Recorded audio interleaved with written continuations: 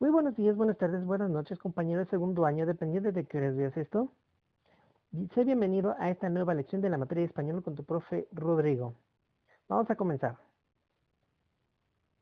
El tema que vamos a abordar es el de formas de expresión con los otros, estereotipos y prejuicios al hablar en español. ¿Te has preguntado por qué hablamos como hablamos? ¿Por qué pensamos como pensamos? Por ejemplo, no es igual la forma en que nos desenvolvemos nosotros ahora a cómo lo hacían nuestras abuelas, abuelos, bisabuelas, bisabuelos. Allá por los años 20, 30, 40 del siglo XX, si un chico invitaba a salir a una chica, lo mejor que se podía poner era un traje completo. Camisa, corbata, saco, pantalón de vestir, zapatos bien boleados, de preferencia negros, y si podía utilizar un traje de 3 piezas, o sea que incluía un chalequito, mucho mejor. Llegaron los rebeldes 50, 60, 70, donde si un chico invitaba a salir a una chica, se podía poner, por ejemplo, pantalón de mezclilla o se ponía chamarra de cuero y era común el caballo rebelde. Luego llegamos a mi época, las décadas de los años 80 y 90 y las décadas de algunos de sus padres, de sus papás y sus mamás, donde si un chico invitaba a salir a una chica, pues lo mejor, a veces lo mejor que se podía poner era un poquito más casual, a lo mejor un pantalón casual o de mezclilla, zapatos o tenis, una camisa o una playera de cuello sport. Y ahora sigue la generación de ustedes. Esa generación que es todavía más rebelde que la mía, y más rebelde que la anterior, y más rebelde, mucho más rebelde que la anterior y que la anterior. Es de repente es de repente divertido, pero también ilustrativo y educativo recordar cómo se desarrollaba la cultura en aquellos chulos tiempos y cómo se desarrolla ahora. De repente te das cuenta que hay cosas que han cambiado para bien y otras para no tan bien. Mm, Suele suceder. Pues lo mismo sucede con el lenguaje. El lenguaje también ha tenido un proceso de transformación a través del tiempo y por el correr de la historia. Es muy común encontrar palabras muy o demasiado correctas. Por ejemplo, allá yo recuerdo cuando yo estudiaba en la escuela de maestros en la normal superior, cuando hacíamos esas comparaciones de la escuela de mucho antes y la escuela de ahora, eh, las formas de dirigirse a las personas mayores, no nada más a los maestros, era de mucha propiedad. Por ejemplo, si uno quería ir al baño, ahora dice, profe, ¿me deja en el baño? Eso es ahora. Pero en aquel tiempo era, maestro, maestra, ¿me permite salir al sanitario, por favor? Y que ha cambiado esto con el paso del tiempo. Es común ver cómo el lenguaje, las palabras y las formas de expresarlas van cambiando a través del tiempo. Otra de las cosas que más me ha llamado la atención en el uso del lenguaje, y a ver si no me regañan por ahí, es el uso de las palabras que conocemos comúnmente como groserías. No voy a decir ninguna aquí, no lo voy a decir, pero sí el contexto en el que se utilizan y las personas que las llegan a usar. Allá cuando yo estaba en la secundaria, cuando yo estaba más chavo, era muy, muy poco común, pero muy, muy poquito común, muy poco, casi nada, escuchar a una niña decir malas palabras. Comúnmente encasillábamos a las niñas en el estereotipo de que tenían que ser lindas, chulas, monas, bien correctas y que siempre se tenían que portar bien y que siempre tenían que hablar bien. Que una niña dijera una mala palabra era rarísimo y era muy mal visto. Si un niño decía una grosería, a veces estaba de risa. Si una niña decía una grosería, le decían, hijita, las niñas no dicen malas palabras. Mm. Y entre las amigas tampoco se usaban las malas palabras, no era algo muy común. Llegaba a haber sus excepciones, pero casi no se daba de manera tan abierta. Ahora Mis pequeñas y pequeños saltamontes, y ustedes son mis mejores jueces y no me van a dejar mentir, las formas de expresarnos han cambiado. Ya las malas palabras las dicen igual niños, jóvenes y adultos. Las dicen igual los niños o las dicen igual las niñas.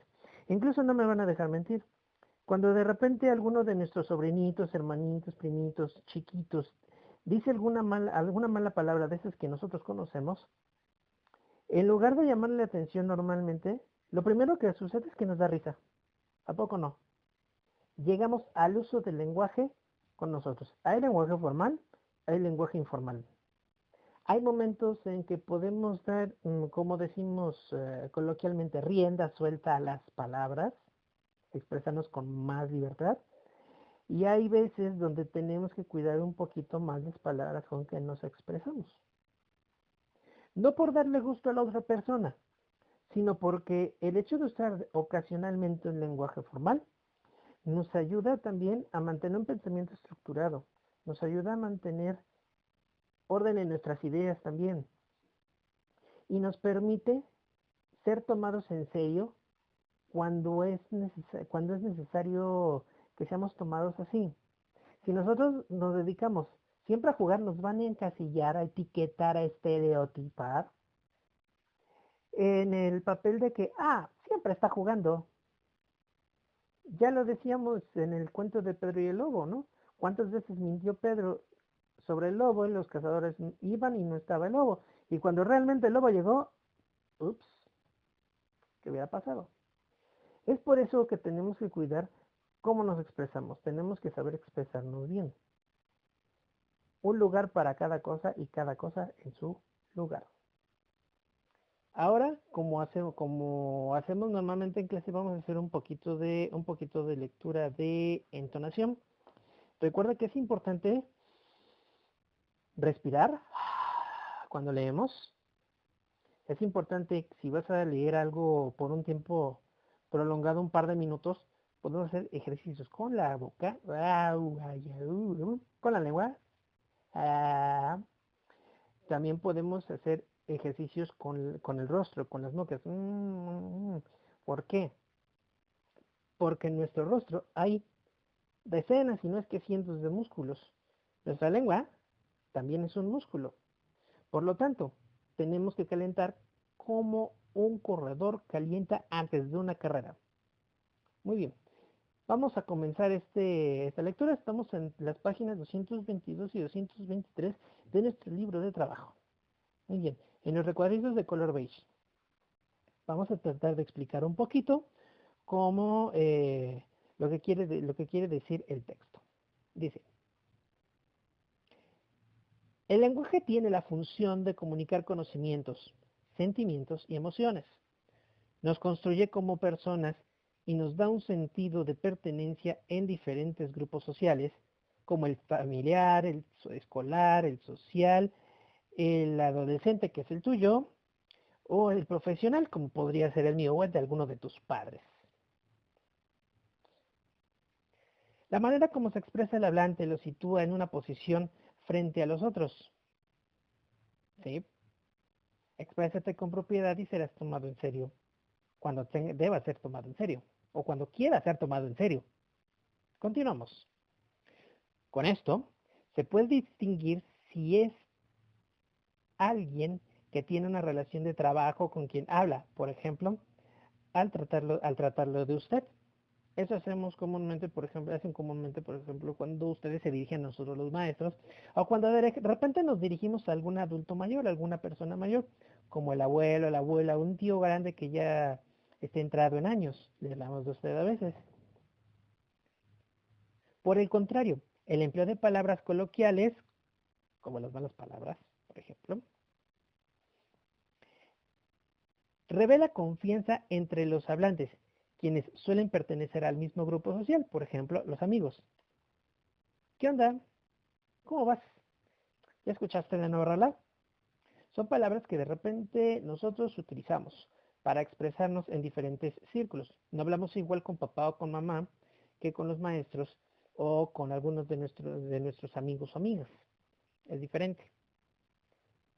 Ahora, es importante mencionar, el lenguaje coloquial no se refiere solo a las malas palabras, sino también a esos códigos de lenguaje que nosotros utilizamos con los amigos. Palabritas que tú inventas para poder comunicarte con ese pequeño círculo, con tus amigos de confianza. En clase lo llegamos a ver cuando veíamos que a veces en las redes sociales escribimos con iniciales. Por ejemplo, ponemos, en lugar de decir te quiero mucho, ponemos TQM. En lugar de poner no te preocupes, ponemos NTP, de no te preocupes, y así otras que también abordamos. Continuamos. Asimismo, el habla es diferente de un contexto a otro. Hay contextos formales como una exposición, una entrevista de trabajo o un examen oral.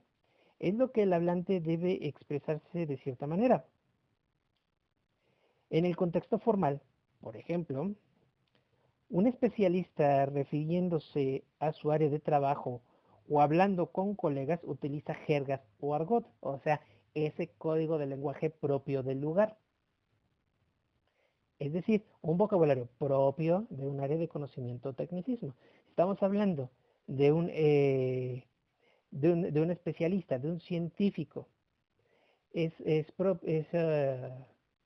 obvio que va a hablar con conocimientos o con palabras muy técnicas. Pero ahora, ¿qué pasa con los estereotipos? Vamos a ver. Es común que al oír una forma de hablar pensemos que el origen o la clase social a la que pertenece el hablante asociamos ciertos estereotipos a expresiones y maneras de hablar en el español. Es decir, suponemos que alguien es de cierto tipo porque lo asociamos con un grupo social. ¿Ok? A veces nosotros pensamos que por las palabras que utilizan pues tendrán que pertenecer a cierto sector de la sociedad. Pensamos que las malas palabras son solo propias de sectores sociales de clase media baja o de clase baja, digamos a veces también entre pobres, cuando en realidad las malas palabras también se las escuchamos a la gente que tiene algo de dinero. Hay N cantidad de ejemplos, por ejemplo, en las redes sociales, y sobre todo en YouTube, en la red social de videos. Pero vamos a continuar, no caigamos en los estereotipos. Ojo. ¿Dónde nos quedamos? Sí. Por ejemplo, si alguien dice haya sido como haya sido, se le asocia con un nivel educativo bajo y que es de un pueblo o de un barrio. Haya sido como haya sido. No es correcto a nivel de lenguaje, porque no se dice haya, se dice haya.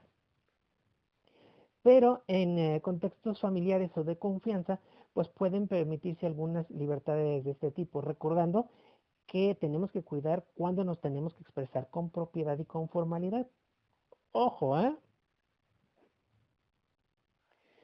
Lo anterior contribuye a tener prejuicios, ok, no debemos prejuzgar a una persona solo por cómo habla, sino por sus acciones. Opiniones preconcebidas sobre las personas y los grupos sociales sin conocerlos realmente. Hay que conocerse antes de formarse una opinión de una persona o grupo de personas. Así, así por prejuicio se puede descalificar a una persona porque se escucha decir aiga en lugar de haya. Sin embargo, el objetivo de la lengua es ser usada para comunicarse y son los usuarios los que la construyen y determinan sus significados y variante. Es decir, las palabras van cambiando conforme también la sociedad va cambiando, conforme la cultura también va transformándose. Por eso se dice que la lengua está viva, está viva. Y no hay una forma correcta o incorrecta de hablarla, pero sí hay una forma, valga la redundancia, formal o informal de expresarla. Hay que cuidar siempre, siempre cómo nos expresamos. ¿Para qué? Para que cuando necesitemos ser tomados en serio, pues podamos ser tomados de esa forma. Recuerden chicos que siempre tenemos el tiempo necesario para poder realizar nuestras actividades y estas se realizan y entregan por plataforma. Tenemos que acostumbrarnos a usar un poquito más la plataforma porque he visto que sí me llegan muchos trabajos, pero más o menos como la mitad o un poquito más, me llegan por correo electrónico. Ojo, hay que utilizar la plataforma, fue la indicación de la dirección, ¿ok? Entonces, recuerda leer el archivo de indicaciones e instrucciones y síguelas fielmente para que hagas exactamente lo que se pide y te puedes llevar tu hermoso 10, ¿ok?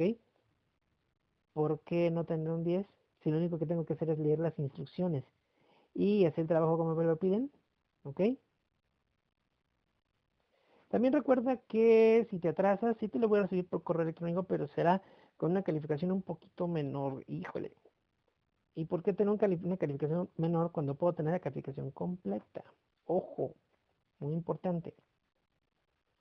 De esta forma te invito a que siempre te expreses con propiedad, que pongas atención en lo realmente necesario y que te hagas un poquito más responsable porque eso que nos formamos ahorita nos va a ayudar para el resto de nuestra vida. Créame, se los digo por experiencia. Luego, cuando uno es más grande y sus papás y sus mamás no me van a dejar mentir, cuando uno es más grande y quiere hacerse un hábito, cuesta mucho, mucho trabajo. Por ahora me despido de ustedes, estuvo con ustedes mis pequeños saltamontes, el profesor Rodrigo, tu profe de español, deseando que te encuentres bien, que te cuides mucho en estas épocas un poquito difíciles por la enfermedad, por el virus que anda por ahí. Y recuerda, siempre sé feliz. Feliz estudio, felices lecturas y feliz trabajo. Muchos saludos a ustedes y sus familias. Bye.